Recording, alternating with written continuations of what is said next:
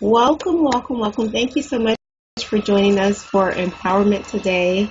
My name is Latifah Abdullah. I'm your host, and we are with Rowena Starling today. Thank you, Rowena, for joining us. Well, thank you for asking me. This is so Rowena is a expert in parenting, so we're going to hear from her. We know that parenting doesn't come with a manual, and there's a lot going on with the children today. And one of the things that I was thinking about, Rowena, is that things seem like they change drastically from each generation, and also in between cultures. And I was thinking that I think one generation, at least in some cultures, you could just kind of look at the child and, they would understand that, okay, yeah, I need to straighten up, right? And then, then you have other cultures where, the discipline is different in different areas. So I'd like you just to share the thrust of, I know you've been on you've been on the Today Show and sharing in different media forums. So just give us a little background. I know your company is called Save Your Breath. And so just give us a little background on the company name and then the thrust of what you do for parents. Well, Save Your Breath just speaks to the fact that there's a lot of having to say the same things over and over and over and over. And I think that, we can save a lot of that hot air because the kids do hear us. Uh-huh. They just don't care for what we have to say. So it's about effective communication rather than just, parroting the same thing over and over and over again. So Save Your Breath came from that inspiration. Okay, and you said effective communication. So give an example of effective communication. Well, because the effective communication runs kind of deep. I really do have a conversation with the parents to see where they are, what they need, how they're communicating already. Because for me, the communication starts from within the parent. Okay. Right? And so if the parent is tuned into themselves, that is where the communication starts. Okay. And once they are clear with what's going on with themselves, they're able to formulate how they're going to speak to this little person, in respect of what it is that we're trying to get across or what they need them to do. Because a lot of times parents are speaking and they haven't tuned into what's going on with themselves before they speak.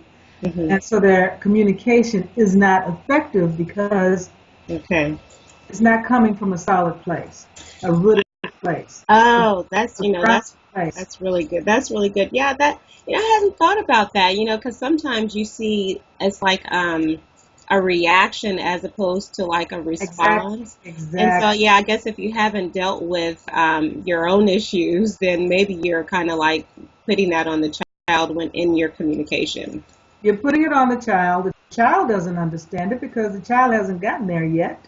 They don't know about the of adulthood and paying the bills and peer pressure from other adults and the economy and politics, and they don't know about all that stuff. Right. About your stresses with the bills and your boss and you're talking through that, and there is just a problem. Right. You don't understand why. This is why I work with parents, because you have to tune in to what's going on with yourself. If you're tuned in to what's going on with yourself, most of the times you know what to say and how to say it to the little person because you're once there. Right. All you do is remember. Put yourself in that space. Yes, I like that term, little person. We do have to respect them as little people. Yeah. So do you work with two-parent families, single families? Single-parent families, does it matter? Well, it matters that both parents are there. I prefer to work with both parents. Okay. That's my preference. Okay. And so what I'm working with are the stresses and aggravations of raising children. Okay. Right? Now, my interest sprung from the fact that I was a single mother Okay. Right? So if I had to boil it down, if someone really pressed me into, oh, but who is your niche? Well, God, then I would have to say some mothers of children from 6 to 11, right? 6 to 11. Okay. But I don't want to do that because stresses hit parents at different times and in different stages. Right, So it right. really is about helping the parent out wherever they are at that time. Okay, okay. So what do you think that the child hears, like if a parent is not coming, you said not coming from a solid place. So what do you think the child hears? And, well, a couple of things before you answer that, because I've heard like people say, well, if you just keep repeating yourself but you don't take any action, then basically you tell the child. The child says, okay, well, she's just talking. She's not really going to do anything.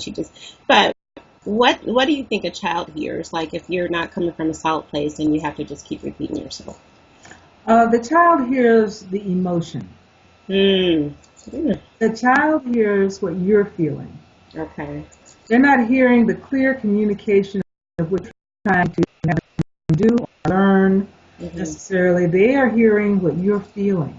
And it's very cloudy because it has nothing a lot of times to do with what you're feeling for them, because we all know we love our children. But they're feeling all the mixed up emotions of what you're feeling in addition to what they did or didn't do. And right. And so when you're feeling an emotion, an adult emotion coming at you, you kind of at a loss as to how to react or not react, or if they just flip out on the floor because you don't know what you want. You don't know what you want. I mean, that's where the kids are coming from. The hell you mean? That's funny. That's funny. So what do you think about discipline? So in that same vein, of course, it wouldn't be good to hand out any discipline if you're not coming from a solid place. But what's your thought overall on discipline? Well, that is necessary. I think the discipline again starts with the parent. If you have a disciplined parent, a parent who's disciplined in how they communicate and what they're about, and what they're trying to get across, that is far more effective than lashing out. Yeah. Right. But by the same token, especially depending on where you are in the process, right? You can never lose an argument with a child, ever. Say that. Oh, you say you can never lose an argument. A real argument. You know how they get into it, especially with teenagers. Right? You have to always be the alpha in the room. Yeah.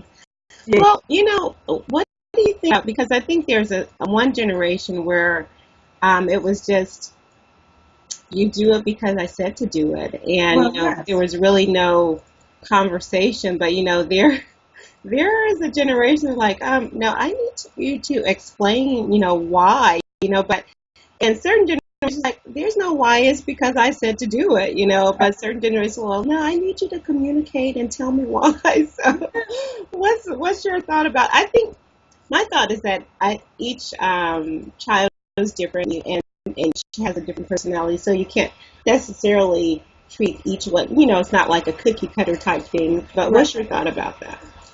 Well, if you have more than one child, you have to be as equal and consistent about how you treat them as possible, right?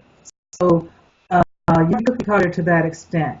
Now, when you're talking about, well, because I said so, that's from my generation. Our parents didn't take any flack in our butts, right? Now, the kids are saying, what they're learning in school or from other kids, well, we can call Child Protective Services. Behaviors always talk to me and explain stuff to me. I remember distinctly my own son saying to me, well, I'll call Child Protective Services. Right? And I said, well, here's the number. And believe me, I'm going to make it worth my while. If they're coming out here, they're going to have something to visit for, because we don't want to waste their time or their money. But, frankly, I mean, seriously, it's a matter of knowing where you are in that whole process there, Mm-hmm. right? Right. So I don't think because of our big adult brains that we have to resort to caveman type Right. discipline because we're supposed to be smarter than that, right? We are smarter than that. Right. And if we're not smarter than that yet, that's what we need help, because I can help you be smarter than that. Okay. Right? Because a lot of times people are they have too much going on. Right, right. Now, give an example of the caveman mentality. Okay, man, well, the jumping on the spark and snatching them and whooping their butt. Mm-hmm, Yeah, mm-hmm. that's the way my mother did it. You know, it was Mm-hmm. in the caveman days. You see how old I am. Yeah, I know. It's like the whole You know, a whole thing like where you have the generation where you have like the switches and extension cords and oh belts yes. and then you have the timeout generation. Like, Time out, yes. Well, that is, you know, you do what you can, right? You know better. yeah. Okay, so time out. All of these things have to do with the age of the child, what's appropriate for the age. Mm-hmm. You know, all of that has to be taken into account. You don't treat a teenager the way you treat a 4 or 5 year old. You Mm-hmm. don't treat a 9 or 10 year old the way you would treat a 4 or 5 year old. You don't expect a 4 or 5 year old to understand like someone 10. You Right. know, so all of that has to be taken into account before you start handing out discipline and orders and Mm-hmm. bad attitudes and energy. Right. Right. Yeah, I'm always so embarrassed. I feel like it makes the child feel small. Like if especially if you're like passing out a certain type of discipline in the public, like you're talking about, like just snatching a child. I'm like, and I just feel bad for the child. I like cringe on the inside, like, oh my gosh. Or like when you hear adults talk to people like they're adults, I'm like, oh, why did they say that? But yeah, I wanted to ask you. There was something else I wanted to ask you. The little people. Oh, okay. So the little person's mentality. So how do parents really get to know the child? I think sometimes because the parents are so busy and they have all these different levels and all these different hats. How do they get to know like the essence of the child and the type of communication that they should the type of communication they should use with a particular child. So if you have like siblings, and so you might communicate to the sibling one way and the other sibling another way, but really the essence of getting to know the child and the type of communication that they can receive. Well, you have to tune in to the child, Hmm. right? And so I deal in with this little person since birth, Mm-hmm. and so it starts there. Mm-hmm. Um, so if you are just starting to try to get to know your child when they're 5 or 6 years old, you have problems. But it's like any other uh, exchange that you would have with another human being. Mm-hmm. Just get to their level. Mm-hmm. Remember, take the time out to remember what you were doing at that age. Mm-hmm. Mm-hmm. And how you were talked to, that's part of my process is having people tune into themselves. I mean, if you really sat down and thought about it, even if you couldn't remember yourself at 5 or 4 or 3 years old, Mm-hmm. sit down and take the time necessary to examine. Mm-hmm. And of course, you have to talk to them on their level, use the words they understand, Right. or the feeling or the expressions emotionally, affection-wise, that they understand. Mm-hmm. Right? Mm-hmm. The idea is about understanding. Communication is about being understood. Mm-hmm. When they're trying to communicate with you, it behooves you, as the adult, to remember what communication is and respond accordingly Mm-hmm. Mm-hmm. and in like manner, Okay. on the same level. Mm-hmm. Just a little bit to bring them along. Right? Mm-hmm. Mm-hmm. Don't want to, but see, the thing is, the biggest deal is the stress of the parents. Yeah. Because Yeah. there are parents who do that. Mm-hmm. Mm-hmm. They have cut the time out in their lives to handle that. They recognize it as a priority. As calling. Okay. Right? Okay. So they cut time out necessary to understand. I mean, cut. When I say cut, I mean carve out the time. Their busy lives, a lot of stuff goes away that once was a priority. Right. And now the priority is this. And this being the priority, they make a point of being understood and understanding. Understanding first. Okay. Okay. Oh, okay. Understanding first, and then being understood. Okay. So tell me this. So, what would you recommend for parents to, excuse me, even get to the place where they are, um, maybe I don't know, stress free is the right word, but where they've taken care of what they need to take care of for themselves, so that they can be whole and present for the child. What are some of the things? What are some of the things that parents can do just to make sure that they're not bringing stress, that they're relieving themselves of stress, and so they're not putting that on the child? Well, my primary means of doing that is meditation. Okay. Okay. Right? So, the core of everything. Okay. I spend a lot of time with people being in touch with what's going on with themselves through that process. Okay. Because not only is it helpful for relieving their stress, but in the course of relieving their stress, a lot of other things are resolved in their lives because they're taking the time to do that for themselves. I totally agree. For me, I call it quiet time. I think it's really, really necessary, and it can just bring like a whole new freshness or like rejuvenation. I totally believe that. So, so is there any, are there any action steps you have for parents, or anything that you want to say from your heart to the parents to, and then even how they might contact you? Well, I don't have any specific steps. Well, I can't say that. There is a process that I take parents through, but like I said, it depends on the parent, right? Basically, I have to understand that this is a calling that they're engaged in. It's a very holy activity.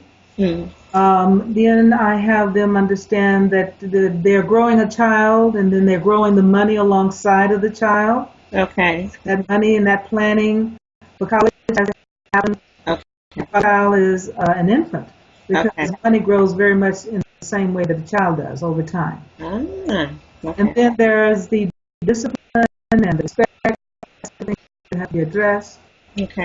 Go into creating their own family system for the individual family. All this is done on a family-to-family basis. So I would have them contact me at Rowena at SaveYourBreath101.com. And we would take it from there. Okay. I like that. So you're talking about, you talked about the parent, the understanding. You talked about that's a lot. You talked about the understanding. You talked about also the money aspect, and the whole thing of relieving stress. So So tell me again. You said understanding, and then being understood, or understand first, and then being understood. So let's go back to that, and then we'll walk through some of the things you just said. So tell me about the understanding part. Well, the children are trying to communicate whatever it is that they're trying to communicate, especially in response to what you have to do. Right. And so it's important that when you're having them learn whatever it is that you want them to learn, that you hear that they understand you. For instance, you want them to pick up their toys, right? This was a big one with my son and I. As I walk into his room, or I walk anywhere, the toys were everywhere. I'm stepping on stuff, hurting my feet. So the big issue is, it's not just pick up your toys. You need to have them. You need to understand that they understand that you're asking them to pick up their toys and why. I mean, I'd literally say, do you know that this hurts my feet when I step on these things, and I don't see them? They're tiny.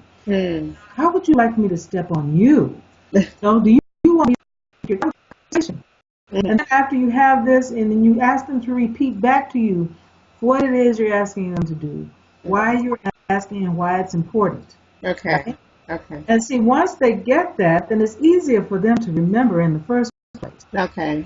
Okay. Giving them feedback and explaining it to them because, like I said, we're not in those days when you can just grab that switch and start whipping away until Right. you get compliance. I mean, good old days ago, see them go. But, you know, hey, you do it again. All right. So, anyway, so take the time, and it is unfortunately something that's necessary, is the time it takes to explain. Right up. Mhm. Mhm. No, don't sit there and say it 1,000 times. Put down what you're doing. Yeah. Sit on the floor. Have them in your lap, Mhm. and have this conversation and listen to them. Okay. Okay. And have explain to you what it is that you said and why it's important. What do they think is important about that? Just have a conversation. Okay. Okay. Adults are not having these conversations with each other and losing part of it with the electronics now. Mhm. There's a whole realm of our world that's disappearing that's very precious. So Mhm. it starts there. Okay. Conversation, a real conversation. Real And conversation. then, okay, so we talked about the parent relieving stress so that they can communicate properly. And then you mentioned something about money. So tell us about the money aspect. So while the child is growing, you should also have money for the child growing. So tell us something about the money part of raising a child. Well, the money grows right alongside the child. Money grows like a tree, right? You plant the seed in the ground. You water it, you nurture it, you make sure it's fertile soil. You want the sun to come down on it. You Mm-hmm. know, the tree, you may not even see a little sprig for 5 years. Mm-hmm. Then 5 years later, you see the little sprig come up. Mm-hmm. Right? And 10 years, you have a tree trunk and some branches. Mm-hmm. Right? In 15 years, you have some branches that are actually providing fruit. A Mm-hmm. little funny looking fruit, but this fruit just the same. Right, right. And in 20 years, 18 years, you have sweet fruit. Mm. That's how money grows. Right? Okay. So it's not only just that aspect of it, but it is what's going on with yourself in terms of attracting the money to you. Okay. That has to be understood because people think that they have to work for money very hard. And the Mm-hmm. main thing is to understand is your attitude and how you feel about money attracts or repels it from you. So I Mm-hmm. go into all of that stuff. Oh, So okay. I like that. That's very well-rounded approach, because, yeah. So there's probably you can deal with one and not the other, but I think as a if you're going to do it right, wisdom, I think probably you know do the whole thing, the whole picture, So mhm. so because there's a lot that takes like you were saying. Your information and parenting doesn't come with a manual. So it's great to have access to experts like you, where you can deal with the whole picture. Yes. So the understanding, the and the money that money thing. A lot of us have different stories when it comes to money. So we really need to get that right and maybe unlearn some things so that the child and I Because don't you perpetuate it, yeah. yeah, yeah. So the child can have a different mind. I've heard people say that they had to have changed their money map or just change the way they looked at money and what you were saying as far as like whether they attract money or whether they repel money and the whole attitude. So it's great that you deal with that because it's like a major part of not only like benefiting the child, but that's the major part. Money is It's a a big stressor. way of exchange, and yeah, it It's a could big be a stressor huge. for parents, yeah. Okay, yeah. So that's great. I'm glad that you deal with that. So tell us again. You said Rowena at Save Your Breath. Yes, Rowena at SaveYourBreath101.com. Rowena at SaveYourBreath101.com. Okay, Yes. that's how we. Well, thank you so so much, and thank you for such a well-rounded approach, and I really appreciate your time today. Thank you so much. Thank you for having me. All right, we'll talk to you soon. Okay.